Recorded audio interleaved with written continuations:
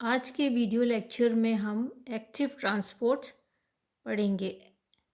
Active transport facilitated diffusion की तरह ही होता है और कैरियर प्रोटीन्स की आवश्यकता होती है इसमें, परंतु फैसिलिटेटेड डिफ्यूजन से ये थोड़ा अलग होता है क्योंकि सब्सटेंसेस जो ट्रांसपोर्ट होते हैं वो अगेंस्ट द कॉन्सेंट्रेशन ग्रेडियंट या इलेक्ट्रिकल केमिकल ग्रेडियंट के थ्रू होते हैं और इसमें मेटाबॉलिक एनर्जी की आवश्यकता होती है इस प्रोसेस में, क्योंकि substances against the concentration gradient transport होते हैं। सिंपल एक्टिव ट्रांसपोर्ट या डायरेक्ट ट्रांसपोर्ट जो होता है, एक्टिव ट्रांसपोर्ट, उसमें सोल्यूट जो और एटीपी मॉलिक्यूल जो होते हैं वो ट्रांसपोर्ट या कैरियर प्रोटीन से बाइंड हो जाते हैं, जुड़ जाते हैं। एटीपी हाइड्रोलाइज होकर अपना टर्मिनल फॉस्फेट ग्रुप प्रोटीन को ट्रांसफ़र कर देता है और ये जो फॉस्फेट ग्रुप जब प्रोटीन से जुड़ता है तो प्रोटीन में चेंजेस आते हैं, उसके कन्फर्मेशन में चेंज आता है और वो सोल्यूट मॉलिक्यूल को मेम्ब्रेन के अक्रॉस वो मूव कर देता है या ट्रांसपोर्ट कर देता है।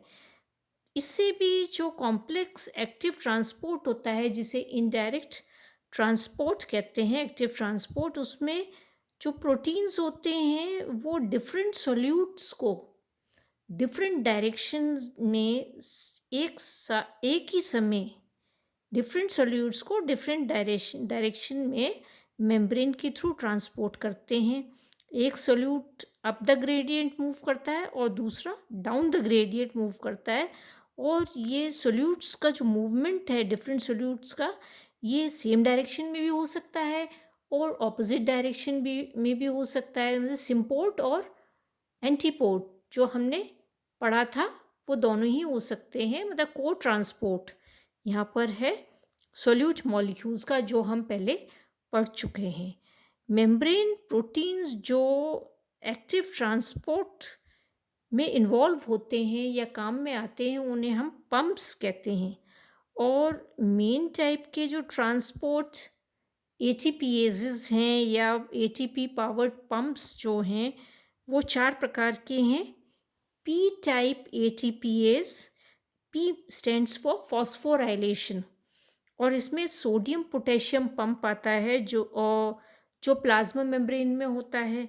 और कैल्शियम एटीपीएस पंप होता है जो सार्कोप्लाज्मिक रेटिकुलम, जो मसल में जो प्लाज्मा मेम्ब्रेन होती है सार्कोप्लाज्मिक रेटिकुलम, उसमें ये पाया जाता है। दूसरा प्रकार का जो पंप है वो है वी टाइप एटीपीएस, और वी टाइप एटीपीएस जो होता है उसमें हाइड्रोजन वी वैक्यूल के लिए आता है। तो ये हाइड्रोजन पंप होता है जो लाइसोसोम्स में होता है, सिक्रीटरी वेसाइकल्स में होता है एनिमल्स की, और प्लांट्स की वैक्यूल्स में भी ये पंप पाया जाता है। थर्ड टाइप जो है वो है F type ATPase. F stands for factor. F0 F1 एटीपीएजेस जो माइटोकॉन्ड्रिया में पाए जाते हैं, प्रोटॉन पंप होता है ये, और थाइलेकॉइड्स में ये पाया जाता है। फोर्थ टाइप है ABC टाइप एटीपीएस। ABC का मतलब होता है एटीपी बाइंडिंग कैसेट। ये ट्रांसपोर्ट प्रोटीन्स की काफ़ी बड़ी फैमिली होती है, बड़ी सी एक फैमिली है, और ये प्रोटीन्स जो हैं वो काफ़ी इम्पॉर्टेंट होते हैं मेडिकल पॉइंट ऑफ व्यू से। ये ट्यूमर सेल्स में, ऑर्गेनेल्स की मेम्ब्रेन में, प्रोकैरियोट्स और यूकैरियोट्स में ये पाए जाते हैं और ये ट्रांसपोर्ट करते हैं, जैसे अमीनो एसिड्स हैं, शुगर मॉलिक्यूल्स हैं, और ट्रांसपोर्टेशन में ये हेल्प करते हैं, और एंटी ट्यूमर ड्रग्स जो होती हैं उनके ट्रांसपोर्टेशन में ये पंप्स काम में आते हैं। तो इनकी मेडिकल इम्पॉर्टेंस है। ये हम जो सिंपल एक्टिव ट्रांसपोर्ट या हम जिसे कहते हैं डायरेक्ट ट्रांसपोर्ट का जो एग्जांपल है वो मैं आपको बता चुकी हूँ, सोडियम पोटेशियम पंप है। और कॉम्प्लेक्स एक्टिव ट्रांसपोर्ट का एग्जांपल है sodium glucose symporter. Symporter means same direction में एक ही समय में सोडियम और ग्लूकोज दोनों ही ट्रांसपोर्ट होते हैं। नेक्स्ट जो है वो है मैकेनिज़्म जिसके थ्रू प्लाज्मा मेम्ब्रेन में जो सब्सटेंसेस ट्रांसपोर्ट होते हैं वो है बल्क ट्रांसपोर्ट। और बल्क ट्रांसपोर्ट जो होता है, सेल जो है वो इंपोर्ट या एक्सपोर्ट कर सकती है लार्ज मॉलिक्यूल्स। इंपोर्ट मीन्स अंदर लेना, एक्सपोर्ट मीन्स बाहर भेजना। तो बड़े बड़े मॉलिक्यूल्स जैसे प्रोटीन्स हैं, पॉलीसेकेराइड्स हैं और भी चीज़ें हैं, वो मेम्ब्रेन, प्लाज्मा मेम्ब्रेन के थ्रू पास होती हैं या एक्सपोर्ट होती हैं और इंपोर्ट होती हैं, अंदर आती हैं, बाहर जाती हैं। और वो दो प्रोसेसेस से होता है बल्क ट्रांसपोर्ट। एक होता है एक्सोसाइटोसिस और दूसरा होता है एंडोसाइटोसिस। एक्सोसाइटोसिस में materials are expelled out of the cell by the fusion of cytoplasmic vesicle to the plasma membrane. ये क्या होता है, मटीरियल्स जो होते हैं ये cytoplasm plasm cytoplasmic vesicle plasma membrane से अटैच होकर, फ्यूज़ होकर, और वो जो मटेरियल जो एक्सपेल आउट करना होता है, मतलब एक्सक्रीशन जो है वो एक्सक्रीट आउट कर सकता है, एक्सपेल आउट कर सकता है, जो हम यहाँ पे अभी देखेंगे एग्जाम इसमें डायग्राम में। एंडोसाइटोसिस के द्वारा सेल जो होता है वो अपने अंदर मटेरियल्स को ले सकता है, वेसाइकल बनाता है प्लाज्मा मेम्ब्रेन से एक वेसाइकल बनाता है, और वो वेसाइकल बाद में पिंच ऑफ हो जाती है साइटोप्लाज्म में। तो ये यहाँ अगर आप देखें तो एक्सोसाइटोसिस और एंडोसाइटोसिस को हमने डिपिक्ट कर रखा है। तो ये एक्सोसाइटोसिस है, ये साइटोप्लाज्मिक वेसाइकल है, ये मटेरियल एक्सक्रीट आउट जो होना है वो है, ये फ्यूज़ हो गई प्लाज्मा मेम्ब्रेन से, ये यहाँ पर आकर वेसाइकल और ये बस्ट आउट हो गई और ये बाहर इसने मटेरियल्स को एक्सपेल कर दिया। तो ये एक्सोसाइटोसिस है। इसका ऑपोजिट यहाँ देखिए एंडोसाइटोसिस। तो ये मटेरियल है बाहर, ये प्लाज्मा मेम्ब्रेन ने वेसाइकल बना लिया, वेसाइकल में मटेरियल आ गया, ये फ्यूज़ हो गया, यहाँ से पिंच ऑफ हो गई ये वेसाइकल साइटोप्लाज्म में, और इसमें ये मटेरियल जो है ये अंदर आ गया। तो ये वेसाइकल फॉर्मेशन इसकी हो गई, जिसे हम कह सकते हैं सिक्रीटरी वेसाइकल। सिक्रीटरी वेसाइकल नहीं कहेंगे हम इसको, वेसाइकल विथ सब्सटेंस। ये पिन्नोसोम हो सकता है, फैगोसोम हो सकता है, कुछ भी हो सकता है। तो इस तरीके से ये एंडोसाइटोसिस है जो हम यहाँ देख रहे हैं। तो यहाँ हम इस प्रकार से हम देख सकते हैं। नेक्स्ट ये जो है हमने एक्सोसाइटोसिस और एंडोसाइटोसिस देखा। एंडोसाइटोसिस जो है वो 3 प्रकार का हो सकता है।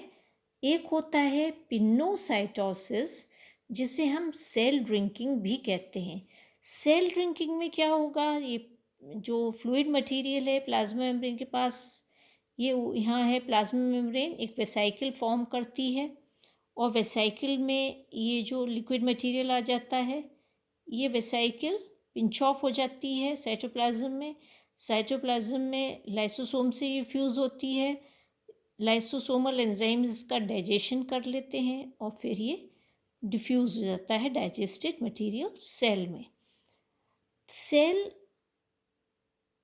फिर दूसरा टाइप का जो एंडोसाइटोसिस है वो रिसेप्टर मीडिएटेड एंडोसाइटोसिस है, और स्पेशल टाइप का पिनोसाइटोसिस होता है।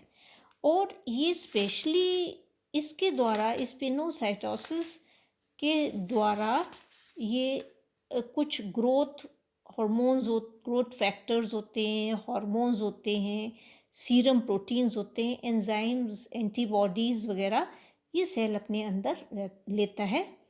और स्पेसिफिक लिगेंड मॉलिक्यूल्स हैं ये जो ये ले सकता है इस प्रोसेस के द्वारा।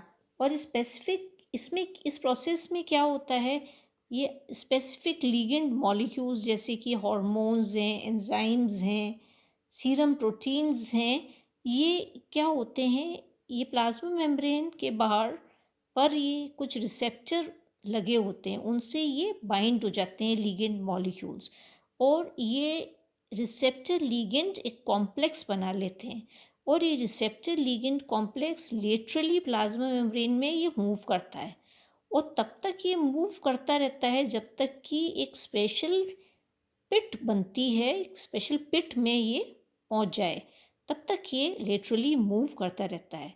और ये जो स्पेशल पिट है इसके बाहर एक कोटिंग होती है, फजी कोट कहते हैं, और ये fuzzy coat adaptor protein molecules की बनी हुई होती है, क्लेथ्रिन, और ये क्लेथ्रिन होता है और डायनेमिन, ये दो होते हैं अडेप्टर प्रोटीन। सो ये क्लेथ्रिन यहाँ पर दिखाया गया, क्लेथ्रिन मॉलिक्यूल का एक फजी कोट ये इसके बाहर, इस पिट के बाहर लगा हुआ होता है।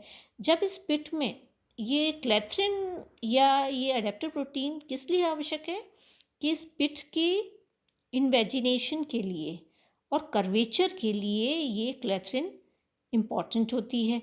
जब सफिशिएंट नंबर ऑफ जो रिसेप्टर लिगेंड कॉम्प्लेक्स इसके अंदर आ जाते हैं इस पिट में, तो ये क्या होता है, ये पिंच ऑफ हो जाती है यहाँ पर साइटोप्लाज्म में। और यहाँ पर आप देख सकते हैं साइटोप्लाज्म में एक ये साइटोप्लाज्मिक वेसिकल, ये रिसेप्टोसोम बनाती है, फॉर्म कर लेती है। साइटोप्लाज्मिक वेसिकल रिसेप्टोसोम के फॉर्म में ये पिंच ऑफ हो जाती है। तो यहाँ पर ये इस पे जो रिसेप्टोसोम है इसमें ये कॉम्प्लेक्स आप देख सकते हैं, लिगेंड रिसेप्टर कॉम्प्लेक्स इसके अंदर ये लगे हुए हैं और बाहर से क्लेथ्रिन ये एक कोट है। Once it is in the cytoplasm, this clathrin coat is then released, ये हट जाता है क्लेथ्रिन कोट और ये वापस क्लेथ्रिन अवेलेबल हो जाती है दोबारा इस प्रोसेस को स्टार्ट करने के लिए। वापस ये रिसेप्टर मीडिएटेड एंडोसाइटोसिस के लिए ये वापस ये अवेलेबल यहाँ पर हो जाती है। अब ये जो रिसेप्टोसोम होता है वो साइटोप्लाज्म में जब इसका ये कोट हट जाता है क्लेथ्रिन कोट, तो ये लाइसोसोम के साथ ये फ्यूज़ होता है। लाइसोसोमल एंजाइम इस रिसेप्टोसोम का डाइजेशन करते हैं और डाइजेस्टेड मटेरियल सेल में वो डिफ्यूज़ हो जाता है। तो ये जो स्पेशल टाइप का जो ये रिसेप्टर मीडिएटेड या क्लेथ्रिन डिपेंडेंट एंडोसाइटोसिस होता है, ये मेनली सेल जो होता है जब बाहर बहुत सारे कॉन्सेंट्रेशन में लार्ज क्वांटिटी में स्पेसिफिक मॉलिक्यूल्स होते हैं जो कि सेल के लिए बहुत आवश्यक होते हैं, तब ये इस प्रकार का रिसेप्टर मीडिएटेड एंडोसाइटोसिस होता है। जैसे कि कोलेस्ट्रॉल मॉलिक्यूल्स जो होते हैं जो मेम्ब्रेन के सिंथेसिस के लिए आवश्यक होते हैं, सेल तब इन कोलेस्ट्रॉल मॉलिक्यूल्स को इकट्ठा करने के लिए रिसेप्टर मीडिएटेड एंडोसाइटोसिस का यूज़ करता है।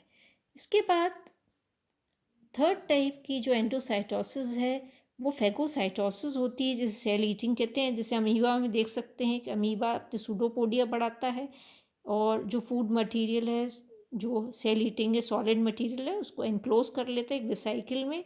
वेसाइकिल पिंच ऑफ हो जाती है साइटोप्लाज्म में एज फूड वैक्यूल और फेगोसोम। फेगोसोम फिर लाइसोसोम से फ्यूज़ हो जाता है, इसका डाइजेशन हो जाता है।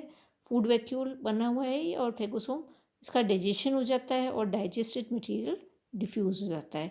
तो आज हमने यहाँ पर सेल मेम्ब्रेन ट्रांसपोर्ट कंप्लीट कर दिया है।